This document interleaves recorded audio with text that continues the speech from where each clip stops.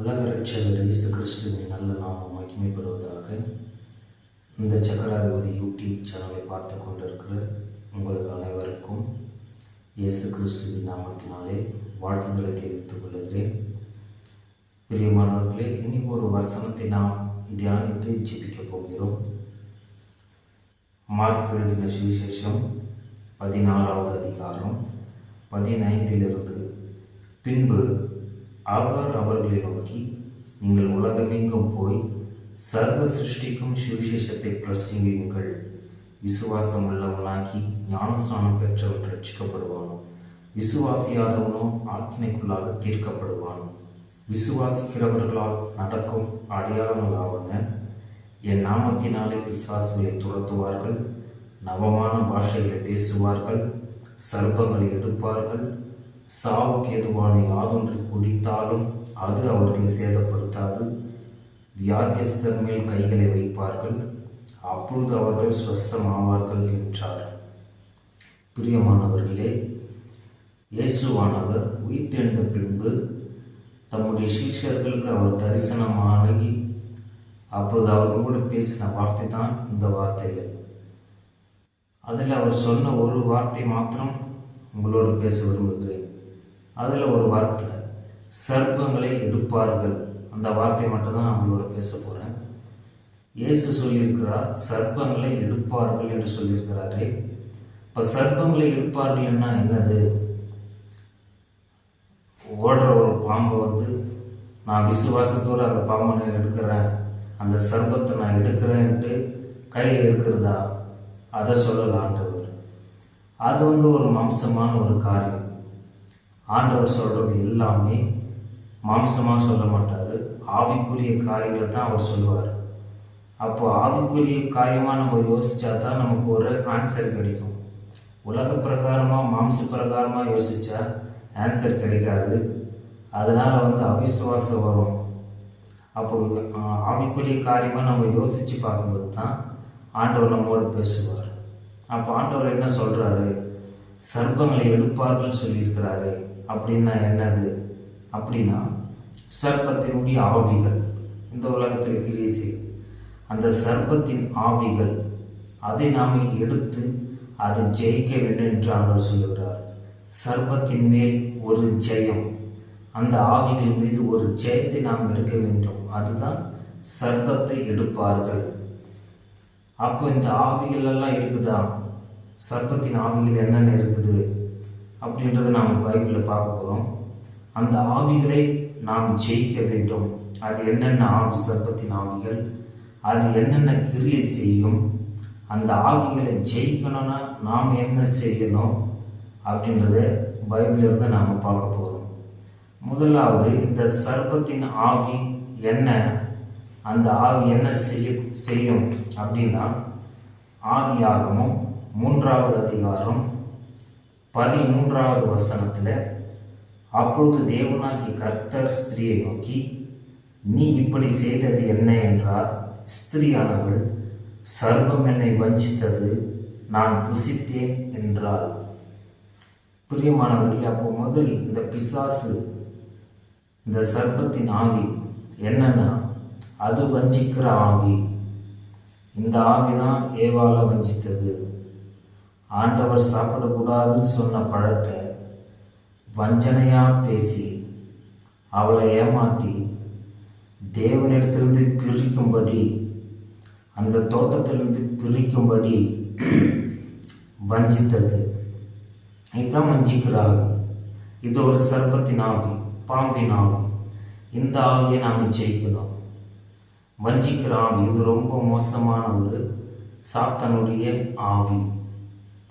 பாருங்க, ஆண்டவர் சொன்னார், ஆதாம் இடத்திலும் ஏவாள் இடத்திலும், தோட்டத்தில் உள்ள எல்லா விருட்சங்களையும் நீங்கள் புசிக்கலாம், ஆனால் தோட்டத்தின் நடுவில் இருக்கிற நன்மை தீமை விருட்சத்தை நீங்கள் புசிக்காதீங்க அப்படின்னு சொன்னார்.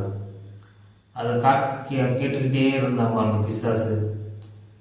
ஏவாள் கிட்ட கேட்குறான், தனியாக இருக்கும்போது, ஆண்டவர் இந்த பழத்தை சாப்பிட வேணான்னு சொல்லிட்டாரா அப்படின்னு கேள்வியாக கேட்டு அவள் வாயிலேருந்தே ஆன்சரை வர வச்சு வஞ்சனையாக பேசி, இதுதான் வஞ்சனையாக பேசுறது, சப்போர்ட் பண்ணுற மாதிரி பேசுறது. அப்படி பேசியே வஞ்சித்து அந்த பழத்தை சாப்பிட வச்சுட்டான். அதனால் பாருங்கள், அவங்க தேவனுடைய மகிமையை இழந்துட்டாங்க. அது மாத்திரம் இல்லை, அந்த தோட்டத்திலேருந்தே அவங்க வெளியே போக வேண்டிய சூழ்நிலை ஆகிடுச்சு. அப்போ பார்த்தீங்களா, இந்த ஆவி வஞ்சித்து ஒரு மனிதனை, ஒரு மனுஷியை வஞ்சித்து, பேச்சினாலே வஞ்சித்து அவர்களை விழப்பண்ணும், தேவனிடத்திலிருந்து தூரே போகும்படி செய்துவிடும் இந்த ஆவி. இந்த ஆவியை ஒவ்வொரு விசுவாசிகளும் ஜெயிக்க வேண்டும். இயேசு கிறிஸ்துவின் நாமத்தை சொல்லி இந்த ஆவியின் கிரியைகளை ஜெயிக்க வேண்டும். அதுதான் ஆண்டவர் சொல்கிறார். சர்ப்பத்தை நீங்கள் எடுப்பீர்கள். சர்ப்பத்தை எடுப்பார்கள்னா அந்த ஆவிகள் கிரியை செய்து, இது எங்கெல்லாம் கிரியை செய்து? ஆதி ஆரம்பத்திலிருந்து நாம் பார்த்தீங்கன்னா பைபிளில் அநேக இடத்துல நீங்கள் கடைசி வரைக்கும் பார்த்துட்டு வரலாம். இந்த ஆவியின் கிரியை அநேகமாக இருக்குது.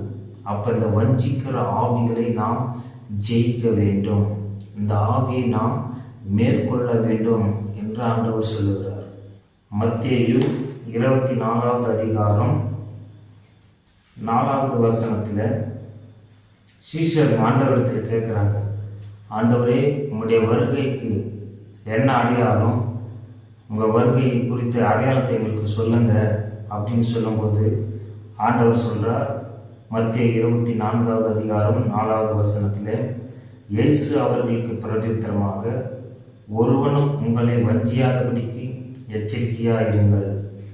அப்போ பாருங்கள், ஆண்டவராகிய இயேசு அவருடைய வருகையின் அடையாளத்தை குறித்து பேசும்போது அவர் சொன்ன முதல் வார்த்தையே, முதல் அடையாளமே வஞ்சிக்கப்படாதபடிக்கு எச்சரிக்கையாக இருங்கள். அவர் சொன்ன முதல் அடையாளமே அதுதான். ஏன்னா அந்த வஞ்சிக்கிற ஆவி எல்லா இடத்துலையும் போய் கிரியை செய்யுது. வஞ்சிக்கிற ஆவிக்கு நம்ம இடம் கொடுக்காதபடிக்கு இந்த ஆவியை நாம் ஜெயிக்க வேண்டும். இந்த ஆவி என்ன பண்ணும்? என்ன மாதிரியெல்லாம் வஞ்சிக்கணும்னா, சபைக்குள்ள கள்ள போதகர்கள், கள்ளத்தனமான உபதேசங்களை இந்த வஞ்சிக்கிற ஆவி கொண்டு வரும். அப்போ இந்த ஆவி நாம் கட்டாயமாக ஜெயிக்க வேண்டும். இயேசு கிறிஸ்துவின் நாமத்தை சொல்லி ஒவ்வொரு நாளும் ஒவ்வொரு விசுவாசியிலும் ஜெபித்து இந்த ஆவிகளை மேற்கொள்ள வேண்டும். அதை தான் ஆண்டவர் சொல்கிறார் பாருங்க, ஒருவனும் உங்களை வஞ்சியாதபடிக்கு எச்சரிக்கையாயிருங்கள். ஏனெனில் அநேகர் வந்து என் நாமத்தை தரித்து கொண்டு நானே கிறிஸ்து என்று சொல்லி அநேகரை வஞ்சிப்பார்கள். அநேகர் வந்து நான் தான் கிறிஸ்து என்று சொல்லி அநேகரை வஞ்சிப்பார்கள். அப்போ இந்த வஞ்சிக்கிற ஆவி பாருங்கள் எவ்வளோ மோசமான ஒரு ஆவி. இது சபைக்குள்ளே வந்து உபதேசத்தை, தப்பான ஒரு உபதேசத்தை சொல்லி வஞ்சிக்கிற ஒரு ஆவியாக இருக்குது. இந்த ஆவியை கட்டாயம் நாம் ஜெயிக்க வேண்டும். ரோமர் 16வது அதிகாரம் 17வது வசனத்திலிருந்து, அன்றியும் சகோதரரே, நீங்கள் கற்றுக்கொண்ட உபதேசத்திற்கு விரோதமாய் பிரிவினைகளையும் இடரல்களையும் உண்டாக்குகிறவர்களை குறித்து எச்சரிக்கையாயிருந்து அவர்களை விட்டு விலக வேண்டும் என்று உங்களுக்கு புத்தி சொல்லுகிறேன்.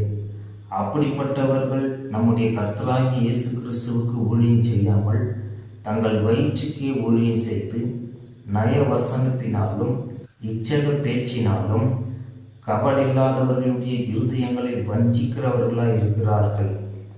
பார்த்தீங்களா, கடைசி காலத்தில் வஞ்சிக்கிற ஆவி கள்ள போதனைகளை கொண்டு வந்துடும். பிசாசானவன் கள்ள போதகர்களை எழுப்பி கள்ள உபதேசங்களை சபையிலே அறிமுகப்படுத்த அவன் கள்ள போதகர்களை ஏற்படுத்துகிறான். அப்போ சபை ஜாக்கிரதையாக இருக்கணும், விசுவாசிகள் ஜாக்கிரதையாக இருக்கணும்.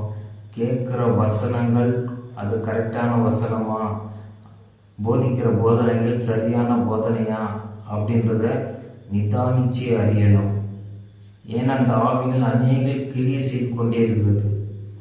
அப்போ போதிக்கிறவர்கள் சரியானவர்களா என்பதை அறிந்து கொள்ளணும். கள்ள போதகர்கள்னால் எப்படி கள்ள போதகர்களை அறிந்து கொள்வது என்றால், மத்தேயுவிலே ஆண்டவர் சொல்கிறார், அவர்களுடைய கனிகளினாலே அவர்களை அறிவீர்கள். அப்போது போதிக்கிறவர்களிடத்திலே ஆவியின் கனி இருக்குதா? அந்த கனியின்படி அவர்கள் வாழ்கிறாங்களா? அந்த கனியின்படி அவர்கள் நடக்கிறார்களா? அதை பார்த்து நாம் தெரிஞ்சுக்கணும். ஆண்டவரே ஒரு அடையாளமாக சொல்லியிருக்கிறார், அவர்களுடைய கனிகளினாலே அவர்களை அறிவீர்கள். பிரியமானவர்களே, இப்படிப்பட்ட ஆவிகள் எல்லாம் இந்த சர்ப்பத்தின் ஆவிகள் கிரியை செய்து கொண்டிருக்கிறது. இந்த ஆவிகளை கட்டாயமாக ஒவ்வொரு விசுவாசிகளும் ஜெயிக்க வேண்டும். அதை தான் ஆண்டவர் விரும்புகிறார். இயேசுவின் நாமத்தை சொல்லி ஒவ்வொருவரும் அந்த ஆவிகளை மேற்கொள்ள வேண்டும், அந்த ஆவிகளை ஜெயிக்க வேண்டும் என்று ஆண்டவர் விரும்புகிறார். பிரியமானவர்களே, இந்த சர்ப்பத்தின் ஆவி முதலாவது பார்த்தோம். இந்த சர்ப்பத்தின் ஆவி அது வஞ்சிக்கிற ஆவி. இது எப்படியெல்லாம் வஞ்சித்தது பார்த்தோம். அடுத்து ரெண்டாவது ஒரு ஆவி பற்றி நாம் பார்க்க போகிறோம். தொடர்ந்து நீங்கள் இந்த வீடியோ வாட்ச் பண்ணிக்கிட்டே இருங்க. அடுத்தடுத்து வீடியோ உங்களுக்கு கொடுக்கப்படும். நீங்கள் பாருங்கள். தேவன் நாமம் மகிமைப்படுவதாக. ஆமென்.